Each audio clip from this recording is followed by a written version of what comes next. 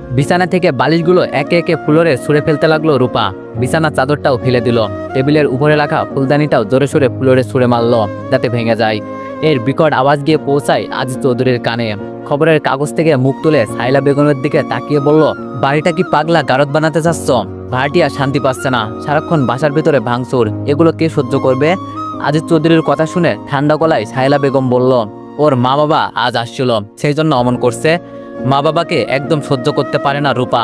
একরাশ বিরক্ত নিয়ে আজিজ চৌধুরী বলল, ওর বাবা মায়ের টাকার কি কমতি আছে? কোনো ভালো মেন্টাল হসপিটালে মেয়েকে ট্রিটমেন্ট করাতে পারে না? এটা ভদ্রলোকের বাসা। সাইলা বেগম বলল, এভাবে বলছো কেন? রূপা তো স্বাভাবিক প্রায়। তোমার সন্তান কি তুমি পাগলাগারতে রাখতে চাইতে? আজিজ চৌধুরী বলল, আমার সন্তান পাগলাগারতে না রাখলেও অন্য কারোর ঘাড়ে চাপাতাম না। এই বলে আবার খবরের কাগজে চোখ বুলাতে লাগলো আজিজ চৌধুরী। রূপার ব্যাপারে সাইলা বেগমকে কিছু বলে লাভ নেই, সেই ব্যাপারে পজিটিভ, সবসময় রূপার সাপোর্টই করে যাবে। আনমনে এইসব বিড়বিড় করে বলছে আজিজ চৌধুরী। সাহেলা বেগম দ্রুত উঠে রূপার রুমে গেল। রুমের পুরো নাজেহাল অবস্থা। রূপা ফ্লোরে বসে হেঁকচি দিয়ে কাঁদছে। সাহেলা বেগম গিয়ে রূপার মাথায় হাত বুলিয়ে আদরে সুরে বলল, কি হয়েছে আমার রূপা মামুনির? কে রাগিয়েছে? রূপা এবার কান্না থামিয়ে সাহেলা বেগমকে জড়িয়ে ধরে বলল, ওই মহিলা এসেছিল কেন আজ? ওনাকে আসতে না করছি না? সাহেলা বেগম বলল, উনি তোমার মা রূপা, মাকে কেউ মহিলা বলে? রূপা বলল, আমার মা তুমি। সাহেলা বেগম বলল, তোমার দুইটা মা, ওইটা তোমার বড় আম্মু আর আমি তোমার ছোট আম্মু। রূপা বলল, না না, আমার আম্মু একটাই, সেটা হলো তুমি। রূপার কথায় যতক্ষণ সাইনা দিবে ততক্ষণ রূপার পাগলামি থামবে না। সাহেলা বেগম মুচকে হেসে বলল, আচ্ছা আচ্ছা, আমি তোমার আম্মু। বিশ্বজয়ের হাসি দিল রূপা। কে বলবে এই মেয়েটা একটু আগে কেঁদেছে? পাগলের মতো আচরণ করছিল, রুমের সবকিছু ভাঙচুর করছিল। সাহেলা বেগম এবার ধমকে সুরে বলল, রূপা, তোমায় কতদিন বলেছি বিছানা এভাবে এলোমেলো করবে না, পুরো রুমটা অগোছলো করলে কেন? সাহেলা বেগমের পাশে গিয়ে জড়সড়ো হয়ে দাঁড়িয়ে রূপা বলল, ওই মহিলাকে দেখে আমার মেজাজ খারাপ হয়েছিল। সাহেলা বেগম বলল, আবার ওই মহিলা? বলতে গিয়েও থেমে গেলেন সাহেলা বেগম। রূপা এবার চুপটি করে শান্তভাবে চেয়ারে বসলো। 21 বছর বয়সের মেয়ে রূপা, কোমল মায়ামাখা চেহারা, চোখগুলো ডাগর ডাগর, গায়ের রং শ্যামলা। গায়ের এই শ্যামলা রংটা যেন রূপার চেহারার মাধুর্য আরো বাড়িয়ে দিয়েছে। হাঁটু অব্দি ঘন কালো চুল, ঠোঁটের নিচে কুচকালো ছোট একটা তিল, সব মিলিয়ে শ্যামলা পরি। রূপা কখনো স্বাভাবিক, কখনো অস্বাভাবিক, কখনো শান্ত, কখনো তুফানের মতো উত্তাল। সাহেলা বেগম ড্রেসিং টেবিলের থেকে তেলের বোতলটা হাতে নিয়ে রূপার চুলে যত্ন সহকারে তেল মাখিয়ে দিতে দিতে বলল, বাসায় আর কখনো ভাঙচুর করিস না মা, তোর বাবাই বিরক্ত হয়, আমায় কথা শোনাই। রূপা নীরব ভঙ্গিতে বলল, আচ্ছা। লম্বা ঘন চুল আশ্রিয়ে বেনি গেতে দিল সাহেলা বেগম। মাঝে মাঝে রূপার চুলগুলোর দিকে তাকিয়ে থাকে। মেয়েটার চুলগুলো এত সুন্দর কেন? বিছানার চাদর বালিশ ফ্লোর থেকে উঠিয়ে একে একে গুছাতে লাগলো সাহেলা বেগম। ফুলদানির ভাঙা টুকরোগুলো পরিষ্কার করলেন। সাহেলা বেগম কাজে ব্যস্ত। সুযোগ বুঝে আচারের ডিব্বা নিয়ে এক দৌড়ে ছাদে চলে গেল রূপা। ছাদের এক কোনায় চেয়ারে বসে এক দৃষ্টিতে বইয়ের দিকে তাকিয়ে আছে সাকিব। চোখে ইয়া বড় বড় চশমা দেওয়া, চুলগুলো কোকড়ানো, চেহারায় গম্ভীরতার ছাপ। ইঞ্জিনিয়ারিং চতুর্থ বর্ষের ছাত্র সাকিব, লেখাপড়ায় বেশ মনোযোগী, প্রয়োজনের বেশি একটা কথাও বলে না, তাপা স্বভাবের। রূপা পা টিপে টিপে আস্তে আস্তে গিয়ে সাকিবের পিছনে দাঁড়ালো। ভাই অবশিষ্ট আচারটুকু সাকিবের মাথায় ঢেলে দিল। অকচকে উঠে দাঁড়ালো সাকিব। আচারের তেল নাক মুখ দিয়ে বেয়ে পড়ছে, শার্টে অলরেডি দাগ লেগে গেছে। পাশে দাঁড়িয়ে খিলখিলিয়ে হাসছে রূপা। চরম বিরক্তি নিয়ে মেজাজ খারাপ করে সাকিব চেঁচিয়ে বলল, এই মেয়ে, তোর সমস্যাটা কি বলতো? তুই কি করছিস সেটা? নতুন শার্টটা দিলি তো নষ্ট করে, চুলগুলো মাত্র শ্যাম্পু করলাম, গোসলটাও নষ্ট করলি। রাগে নাক মুখ লাল হয়ে গেছে সাকিবের। রূপা মোটেও ভয় পাচ্ছে না, বরং বিষয়টা উপভোগ করছে। রাগ কন্ট্রোল করতে না পেরে সাকিব চেঁচিয়ে বলল, এক্ষুনি যাচ্ছি বাড়িওয়ালা আঙ্কেলের কাছে, মাস শেষে এতগুলো টাকা ভাড়া দিয়ে থাকি, এই পাড়া সহ্য করার জন্য। পথ আটকিয়ে দাঁড়ালো রূপা। অনুনয়ের সুরে বলল, পায়ে ধরি আপনার, বাবার কাছে বলবেন না প্লিজ, আমি শ্যাম্পু সাবান সব দিচ্ছি, আবার গোসল দিন। চোয়াল শক্ত করে সাকিব বলল, আমার শার্ট যে নষ্ট হলো তাকে দিবে? রূপা বলল, আমি আম্মুর কাছ থেকে 100 টাকা এনে দিব, আপনি শার্ট কিনে নিয়েন। হাসবে না কাঁদবে বুঝতে পারছে না সাকিব। 100 টাকায় শার্ট? এই মেয়ের মাথায় কি সত্যি গন্ডগোল আছে, নয়তো কি কেউ এমন করে? রূপা কান ধরে বলল, এই যে কান ধরলাম, আর হবে না, বাবার কাছে বলবেন না প্লিজ, ভয় পাই তো আমি। রূপার আচরণে মাঝে মাঝে সাকিবের মনে হয় রূপা 5-7 বছরের বাচ্চা। এমন কেন মেয়েটা, কেমন যেন রহস্যময়ী। আর রূপা এমন ভাবে অনুনয় করে মাপ চায়, কারোর কাছে নালিশও দিতে পারে না। এমনকি কান ধরে উঠবসও করে। সাকিব বলল, সেদিন আমি ছাদে লুঙ্গি রোদে দিয়ে গিয়েছিলাম, তুমি সেই লুঙ্গি ছেড়ে চোখ বেঁধে কানামাছি ভোবো খেললে ছেলে মেয়েদের নিয়ে, আজ আমার শার্টটা নষ্ট করে দিলে, পেয়েছোটা কি? রূপা গাল ফুলিয়ে বলল, সেই পুরনো লুঙ্গির শোক এখনো ভুলতে পারেননি ভ্যাবলাকান্ত মশাই?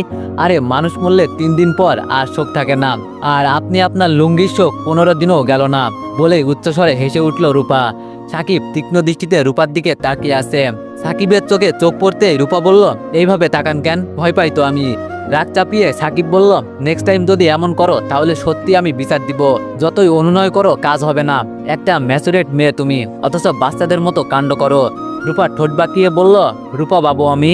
রূপার কথায় ভঙ্গি দেখে অনিচ্ছাকৃত সত্ত্বেও হেসে দেয় সাকিব, আর একটু হেসে বলে, এলিয়েন। সকালে উঠে নাস্তা রেডি করছে সাইলা বেগম। কাজে বেশ তাড়াহুড়া, রান্না শেষে হসপিটালে যেতে হবে। পা টিপে টিপে গিয়ে সাইলা বেগমের পিছা দাঁড়ালো রূপা। আচমকা জোরে শব্দ করে উঠল। ভয় না পেয়ে স্বাভাবিক কণ্ঠে সাইলা বেগম বলল, ডাইনি রুমে যাও, নাস্তা রেডি। মুখটা কালো হয়ে গেল রূপার। মন খারাপ করে বলল, আমি এত কষ্ট করে পা টিপে টিপে এসে জোরে শব্দ করলাম তোমায় ভয় দেখানোর জন্য, তুমি ভয় পেলে না? আজব। মুচকে এসে সাইলা বেগম বলল, আমি তোর উপস্থিতি টের পেয়েছি। রূপা বলল, আচ্ছা তোমাদের এত এত টাকা, রান্নার জন্য কাজের লোক রাখতে পারো না? সাইলা বেগম বলল, তোর বাবা আমার হাতে রান্না খেতে পছন্দ করে। হাজবেন্ডের পছন্দের গুরুত্ব মেয়েদের কাছে খুব, বিয়ে হলে বুঝবি। রূপা একটু ভেবে বলল, বিয়ে কি? দীর্ঘ নিঃশ্বাস ফেলে সাইলা বেগম বলল, বড় হ, তারপর বুঝবি। রূপা বলল, সবাই বলে আমি বড়, অথচ আমি কিছুই বুঝি না। সাইলা বেগম বলল, আস্তে আস্তে সব বুঝবি। রূপা বলল, বাবার এত টাকা, তোমার জব করার কি দরকার? একা বাসায় আমার একদম ভালো লাগে না। সাইলা বেগম বলল, ছোটবেলা থেকে আমার স্বপ্ন ছিল ডাক্তার হওয়া, আমি সফল হয়েছি। টাকা ব্যাপার না, ব্যাপার হলো আমার নিজের তো একটা পরিচয় থাকা চাই। আমার হাজবেন্ড ইঞ্জিনিয়ার, এটা তো আমার পরিচয় হতে পারে না। আমি ডাক্তার, এটা আমার পরিচয়। প্রত্যেকটা মেয়ের উচিত স্বাবলম্বী হওয়া। হাজবেন্ডের উপর নির্ভর করে থাকা ভুল। জীবনের মোড় কখন ঘুরে যায় তার তো কোনো ঠিক নেই। একটু থেমে সাইলা বেগম আবার বলল, যে কোনো একটা উপলক্ষে তোর বাবা আমায় গিফট দিল, আমি যদি নিজের উপার্জন না করতাম তাহলে তাকে কিভাবে গিফট দিতাম? তার কাছ থেকে টাকা চেয়ে নিয়ে তাকে গিফট করাটা বেমানান। সাইলা বেগমের মুখের দিকে হা করে তাকিয়ে আছে রূপা। মন খারাপ করে বলল, আম্মু আমি তোমার মতো এত সুন্দর করে গুছিয়ে কথা বলতে পারি না কেন? তুমি কত সুন্দর করে কথা বলো। সাইলা বেগম বলল, পারবি। রূপা বলল, আমি যদি তোমার মতো ডাক্তার হতে পারতাম। আচ্ছা ডাক্তার হয় কিভাবে? নিঃশ্বাস ফেলে সাইলা বেগম বলল, তুই আমার থেকে অনেক বড় ডাক্তার হতে পারতি, কিন্তু ভাগ্য তোর সঙ্গে ছিল না। সাইলা বেগমের কথাগুলো বিদঘুটে মনে হয় রূপার কাছে। কি সব বলে কিছুই বোঝে না রূপা। নাস্তা করে সাইলা বেগম চলে গেল হসপিটালে, আর আদিত্য চৌধুরী চলে গেল তার অফিসে। একা রুমে গ্রিল ধরে দাঁড়িয়ে আছে রূপা। একা থাকলে রূপার মন খুব বেশি খারাপ হয়ে যায়, অশান্ত হয়ে যায় রূপা। ড্রেসিং টেবিলের উপরে রাখা পারফিউমের বোতলটা নিয়ে নিজের কপালে কয়েকটা আঘাত করলো। জোরে জোরে নিঃশ্বাস ছাড়ছে রূপা, শ্বাস বন্ধ হয়ে যাচ্ছে। সবকিছু শেষ করে দিতে ইচ্ছা করছে। নিজের হাত কামড়াতে লাগলো, মাথার ভিতর ঝিনঝিন করছে রূপার। চিৎকার করে কাঁদতে লাগলো। কেন কাঁদছে রূপা তা সে নিজেও জানে না। কাঁদতে কাঁদতে ফ্লোরে শুয়ে পড়ল, ফ্লোরেই ঘুমিয়ে গেল। একটু পর ঘুম ভেঙে যায় রূপার। এখন সবকিছুই স্বাভাবিক। মেঝে থেকে পারফিউমের বোতলটা তুলে ড্রেসিং টেবিলের উপরে রাখলো। নিজের হাতের দিকে তাকিয়ে আছে রূপা, হাতে অসংখ্য কামড়ের দাগ। হাতে মলম লাগিয়ে ছাদে চলে গেল। ছাদে গিয়েই রূপার মন খুশিতে ভরে উঠল সাকিবকে দেখে। নিজের অজান্তেই ঠোঁটের কোণে হাসি ফোটে। সাকিবের সাথে কথা বলতে, সাকিবকে খেপাতে বেশ ভালোই লাগে, কিন্তু সাকিব প্রয়োজনের বাইরে একটা কথাও বলে না। রূপার ভাষ্য মতে ভ্যাবলাকান্ত মশাই কিছু হলে শুধু বাবার কাছে বিচার দিবে এই বলে ভয় দেখায়। রূপাকে দেখে বিরক্ত হয়ে যায় সাকিব। আজকে আবার কি কাণ্ড করবে আল্লাহই জানে। সাকিব রূপার দিকে না তাকিয়ে বইয়ের দিকে তাকিয়ে আছে। সাকিব ভেবে পায় না রূপা এমন কেন, নিজের পার্সোনালিটি ইগো বলতে কিছুই নেই নাকি? সাকিব কথা বলতে বিরক্ত বোধ করে, এটা কি বুঝতে পারে না রূপা? রূপা এসে সাকিবের কাছে দাঁড়ালো। রূপা বলল, আমি আসলাম অথচ আপনি আমার দিকে একটু তাকালেন না কেন? চায়ের কাপে চুমুক দিতে দিতে সাকিব বলল, তোমার দিকে তাকাতে হবে কেন? রূপা বলল, জানেন না আমি বাসায় একদম একা থাকি, একা ভালো লাগে না একদম। একটু আসি আপনার সাথে কথা বলতে, তা আপনি আমার একদম সহ্যই করতে পারেন না। সাকিব বলল, রূপা আমার পড়ায় ডিস্টার্ব হচ্ছে, এখন এখান থেকে যাও তো। রূপা বলল, আপনি তো চা খাচ্ছেন, পড়ছেন না তো? সাকিব কোনো উত্তর দেয় না, চায়ের কাপে একটু চুমুক দিচ্ছে, আবার বইয়ের দিকে তাকাচ্ছে। সাকিবের পাশে আরেকটা চেয়ার টেনে বসলো রূপা। আচমকা সাকিবের হাত থেকে চায়ের কাপটা টান দিয়ে নিয়ে নিল। রূপা বলল, যেটুকু আছে আমি খাবো। সাকিব ভেবাচাকা খেয়ে গেল। কোন লেভেলের পাগল এটা?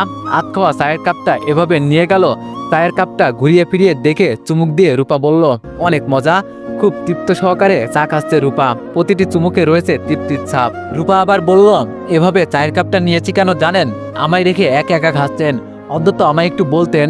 মিনিমাম ফর্মালিটিটুকু আপনার নেই। সাকিব বলল, তোমার খুব ফর্মালিটি আছে তাই না? অন্যের চায়ের কাপ হাত থেকে নিয়ে যাও। রূপা বলল, অন্য যদি আমায় রেখে একা একা খাই আমি কি করব? অবাক হয়ে সাকিব বলল, তুমি মানুষ না এলিয়েন? আমি বুঝতে পারছি না। রূপা আপাতত সাকিবের কথায় কান দিচ্ছে না, যত্ন সহকারে চাটুকু খাচ্ছে। সাকিব রূপার দিকে তাকিয়ে বলল, আগে কখনো চা খাওনি? মুখ ফ্যাকাশে হয়ে যায় রূপার। অনেকক্ষণ ভেবে বলল, না। সাকিব বলল, না মানে? রূপা বলল, না মানে আগে খাইনি। উদাস হয়ে যায় রূপা। আগে কি কখনো চা খেয়েছে নাকি খায়নি? ভাবনায় মগ্ন হয়ে যায়। এত ভাবতে পারছে না, মাথার ভিতরে অশান্তি লাগছে। আবার উত্তাল হয়ে যায় রূপা, চোখ বুজে জোরে জোরে নিঃশ্বাস নিচ্ছে। চায়ের কাপটা হাত থেকে ফেলে দুই হাতে মাথা চেপে নাক মুখ কুঁচকে রাখে। আটকে যায় সাকিব। কি হলো রূপার? রূপার কাঁধে হাত দিয়ে বলল, রূপা কি হয়েছে তোমার? ঠিক আছো তুমি? যথারীতি ভয় পেয়ে যায় সাকিব। কেমন অদ্ভুত দেখাচ্ছে রূপাকে। ভয় মিশ্রিত কণ্ঠে বলল, রূপা কি হয়েছে বলবা তো? মাথা ব্যথা করছে তোমার? কোনো কথা বলছে না রূপা। সাকিব ভেবে পাচ্ছে না হঠাৎ কি এমন হলো। স্বাভাবিকই তো ছিল রূপা। অনেকক্ষণ মাথায় হাত চেপে রেখে বসে থাকে রূপা। চায়ের কাপটা পা দিয়ে ভেঙে লাল চোখে সাকিবের দিকে তাকাতে তাকাতে ছাদ থেকে নেমে চলে যায়। সাকিব হা করে তাকিয়ে আসে। চায়ের কাপটা ভেঙে ফেললো এভাবে? কক্সবাজার থেকে কত শখ করে কাপটা এনেছে। না, আর সহ্য করতে পারছে না সাকিব। অসভ্য মেয়ে একটা। পেয়েছেটা কি? সাকিব যতই রূপাকে ইগনোর করবে ততই রূপা সাকিবের সাথে আগ বাড়িয়ে কথা বলবে। আর মেয়েটা এমন অদ্ভুত প্রকৃতির, ভাবতেই পারছে না সাকিব। সেদিন নতুন শার্টটা নষ্ট করেছে, আজকে আবার শখের কাপটাও ভেঙে ফেললো। আজিজ চৌধুরীর কাছে এবার বিচার দিবেই সাকিব। অন্য নিয়ে ছাদ থেকে নেমে গেল আজিজ চৌধুরীর ফ্ল্যাটে। দরজা খোলা, কিন্তু বাসায় কাউকে দেখতে পাচ্ছে না। হঠাৎ কান্নার আওয়াজ আসলো সাকিবের কানে।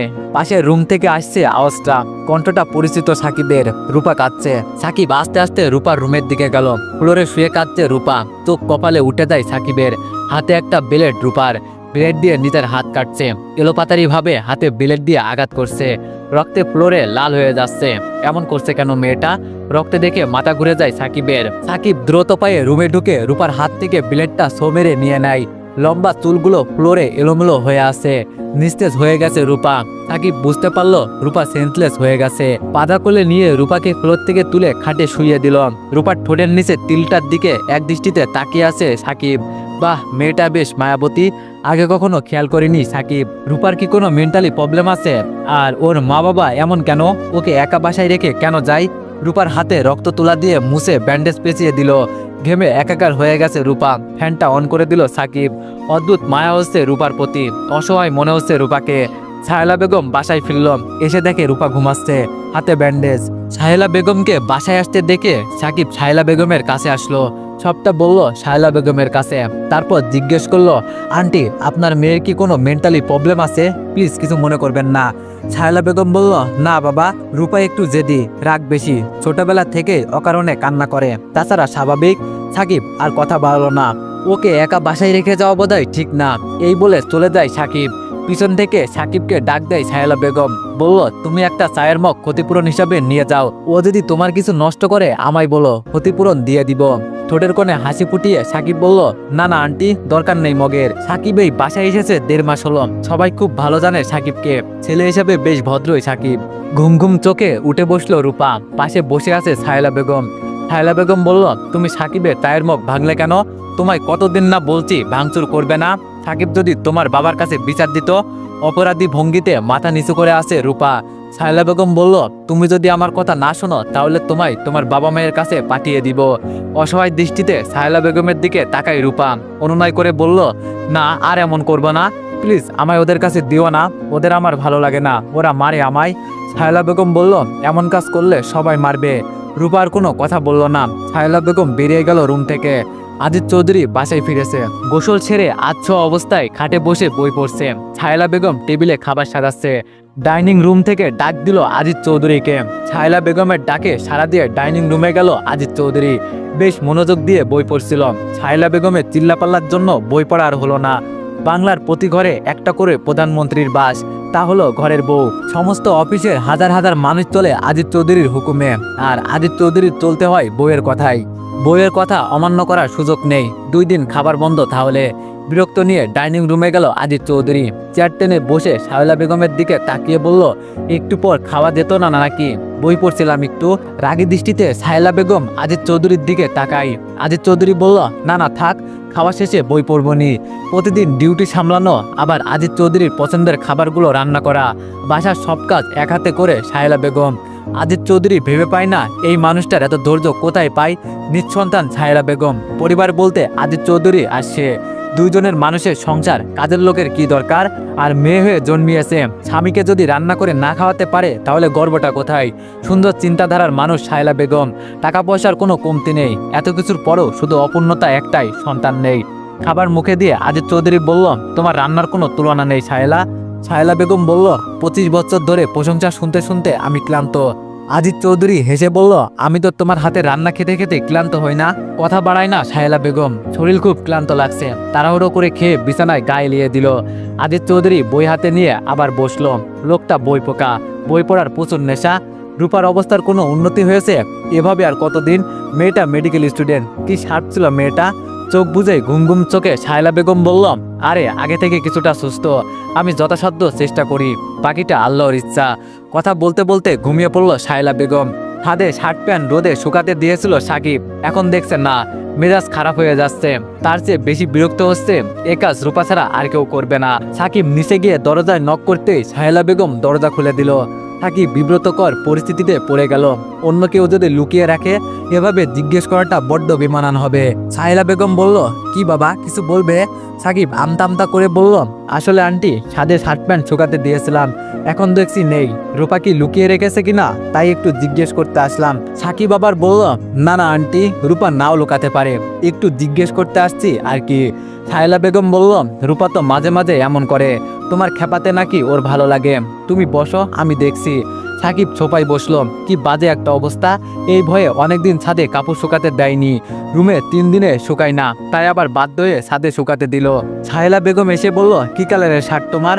শায়লা বেগমের কথায় ভাবনার জগৎ থেকে বের হলো সাকিব। ঠোঁটের কোণে চিতলে হাসি ফুটিয়ে সাকিব বলল, ব্ল্যাক প্যান্ট ব্ল্যাক শার্ট। একটু চুপ থেকে শায়লা বেগম বলল, মেয়েটাকে নিয়ে আর পারি না। মুখে একরাশ বিরক্তি নিয়ে শায়লা বেগম আবার বলল, তোমার শার্ট প্যান্ট রূপার গায়ে, ঘুমাচ্ছে ও, ঘুম থেকে উঠুক।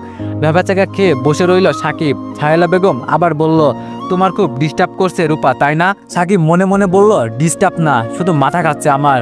ভদ্রতার খাতিরে সাকিব বলল, না না আন্টি, তেমন ডিস্টার্ব করছে না। ঘুম থেকে উঠে হেলে দুলে এলোমেলো ভাবে হেঁটে এসে রূপা বলল, শার্ট প্যান্টের জন্য এসেছেন বুঝি? আমার ব্ল্যাক কালার ফেভারিট, তাই নিয়ে আসছি, দিব না আর। কি সাবলীলভাবে কথা বলছে বিয়াক্কেল মেয়েটা। সাকিব ভেবে পাচ্ছে না কি বলবে। শায়লা বেগম রাগান্বিত দৃষ্টিতে রূপার দিকে তাকিয়ে আছে। রূপা ভয়ে চুপতে গেল। ভয় মাখার দৃষ্টিতে সাকিবের দিকে তাকিয়ে বলল, সামান্য একটা শার্ট প্যান্টের জন্য বাসা পর্যন্ত এসেছেন? শায়লা বেগম বলল, শ্যাট আপ। শায়লা বেগমের কথায় ভয় পেয়ে যায় রূপা। শায়লা বেগম বলল, এক্ষুনি শার্ট প্যান্ট চেঞ্জ করে দিয়ে দাও ওকে। রূপা বলল, এক্ষুনি কিভাবে চেঞ্জ করব? মানুষের সামনে বসে চেঞ্জ করা যায়? রূপার কথা শুনে রীতিমতো লজ্জা পেয়ে গেল সাকিব। শায়লা বেগম চোখ লাল করে রূপার দিকে তাকিয়ে আছে। শায়লা বেগম রাগ চেপে বলল, যাও রুমে গিয়ে চেঞ্জ করো। রূপা বলল, না, দিব না বলছি তো। রূপার গালে কষিয়ে চড় মারে শায়লা বেগম। সাকিব হাঁ করে তাকিয়ে আছে। শায়লা বেগম চেঁচিয়ে বলল, তোমার জন্য মানুষের কাছে ছোট হতে হচ্ছে আমার। এমন করলে তোমার বাবা মাকে খবর দিব। অপরাধ বোধ কাজ করছে সাকিবের মাঝে। এভাবে চড় না দিলেও হতো। সাকিব বলল, থাক আন্টি, ওকে কিছু বলবেন না। সাকিব হিসাব মিলাতে পারছে না, রূপা কি শায়লা বেগমের মেয়ে না? রূপা কাঁদছে গালে হাত দিয়ে। সাকিবের মায়া হচ্ছে। সাকিব বুঝতে পারছে না মেয়েটা এমন কেন। সাকিব বলল, আন্টি, রূপা আপনার কি হয়? শায়লা বেগম বলল, বোনের মেয়ে। কথা বাড়ালো না সাকিব। সাকিব বলল, আন্টি আমি আসছি, ও তো এমনই, ওকে কিছু বলে লাভ নেই। ওর যদি ইচ্ছা না হয় শার্ট প্যান্ট ফেরত দিতে হবে না। হাতের কাছে গ্লাসটা আচমকা রূপা ছুঁড়ে মারল সাকিবের মাথায়। চিৎকার করে বলল, ই তো শয়তান, তোর শার্ট প্যান্টে আগুন দিব, তোর জন্য আম্মু আমায় মেরেছে। সাকিবের কপাল থেকে রক্ত পড়ছে। শায়লা বেগম ঠায় দাঁড়িয়ে আছে। সাকিব কপালে হাত দিয়ে ভেবাচাকা খেয়ে দাঁড়িয়ে আছে। কি করবে? রূপাকে চট দিবে? না, এই বাসায় আর থাকা যাবে না, বড্ড বেশি করছে মেয়েটা। তো